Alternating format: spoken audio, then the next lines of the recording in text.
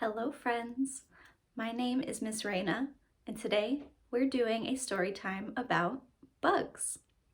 Before we get started on our first story, which you get a little peek of behind me here, I want to tell you a little bit about the bugs that you're going to be hearing in that story. So that story is going to be about this little caterpillar here turning into a butterfly. So in order to become a butterfly, the caterpillar has to wrap themselves up in something called a chrysalis. And this is a harder protective layer that the caterpillar puts around themselves to keep them safe while their body has to go through a lot of changes to go from this to this. So you'll hear words like chrysalis pop up in the story, and now you know what that means. So let's get started. A caterpillar crawled to the top of a tree. "I think I'll take a nap," said she.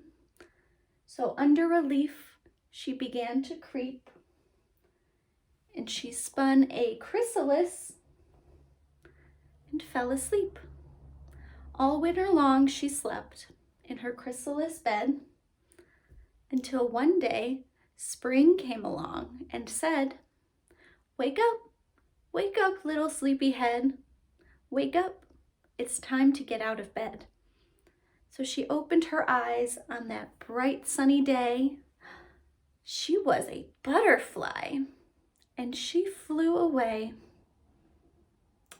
And that's the story of caterpillar turning into a butterfly. Did you enjoy hearing about the caterpillar?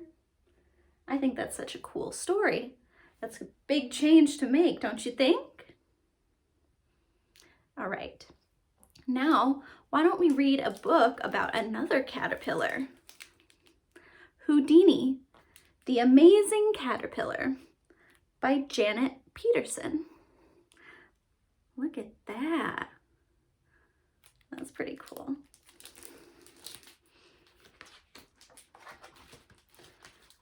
Houdini, the Amazing Caterpillar.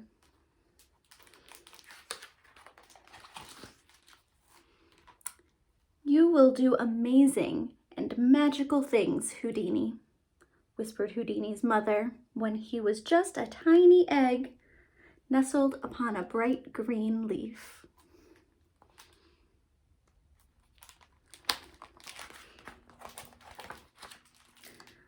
Soon, Houdini grew into a caterpillar with bold stripes and a big smile and a hearty appetite.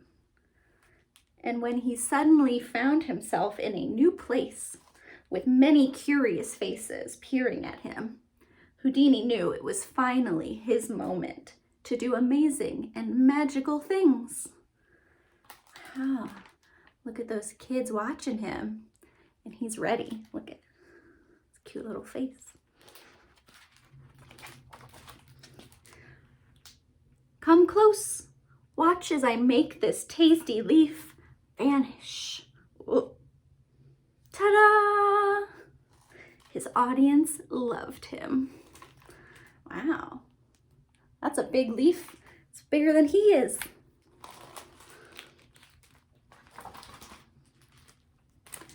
"And now I will crawl across this high wire stick without falling." His audience made drawings of him. They're all watching him. Look at that.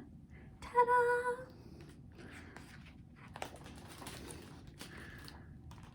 "Perhaps I look small to you, no bigger than your little finger. But step closer, watch me grow before your very eyes." Look at that. That would be his skin. Sometimes bugs and also snakes will shed their outer layers of skin as they get bigger. That's what he's doing. Getting a little bit bigger, growing up. Ta-da! His audience brought him fresh leaves so he could do his vanishing act all over again. "Ooh, ah," they cried.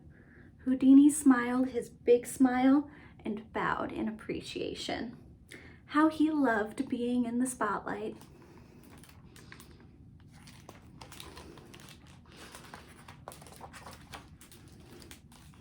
But gradually, Houdini noticed his audience was becoming interested in other acts.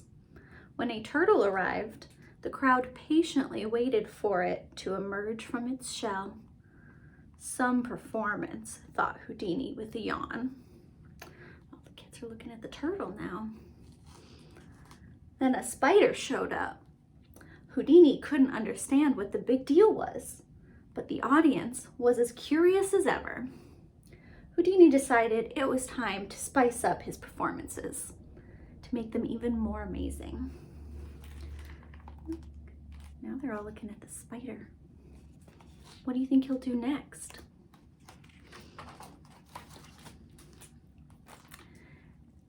Instead of just stepping out of his skin, Houdini rolled out. He added a daring backflip to his high wire routine. He performed his vanishing leaf act with astonishing speed. Every now and then, a small audience gathered, but they were no longer the crowds. For the first time, Houdini felt neither amazing nor magical. Oh, poor Houdini. He's trying, but they're not watching him as much anymore. I wonder why. One night, under the light of a full moon, Houdini munched and thought and thought and munched. What could he do to win back his audience? Looking around, he had to admit the turtle's new act showed courage. The classroom plant was a sight to behold. And even though Houdini could spot the thread, the spider's latest trick was quite successful. Look at him, looking around at everybody. Then he noticed something else. On the wall before him were colorful drawings. They were bright and bold, and they made Houdini smile. Suddenly, he knew just what his next act would be. It would be his most daring act ever. Can you take a guess what it might be?